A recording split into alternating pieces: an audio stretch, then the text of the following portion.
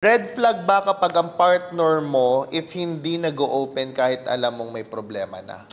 For me, it's a habit that just has to be discussed. No? At saka minsan parang dumadating sa point, kasi tayo were very open naman. Ano? Yun nga, I was just about to say, kailangan i-practice lang. Oo.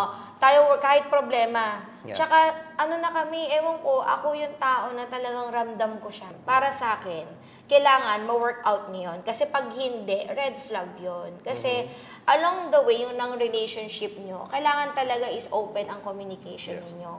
Regardless if it's problems or just a normal day na Ako naman, what I learned is, kapag kasi there were times and there had been a period of time in our relationship na I'm trying to carry all the problems on my own. Diba? Yeah. Parang ang gusto ko kasi is hindi niya maisip or hindi makadagdag sa iniisip niya. But then I realized mas nararamdaman niya at saka nagre-reflect naman sa actions ko kapag meron akong dinadalang problem. Maybe I realized and I figured out na kapag shinare ko sa kanya, parang mas mabilis siyang masolve.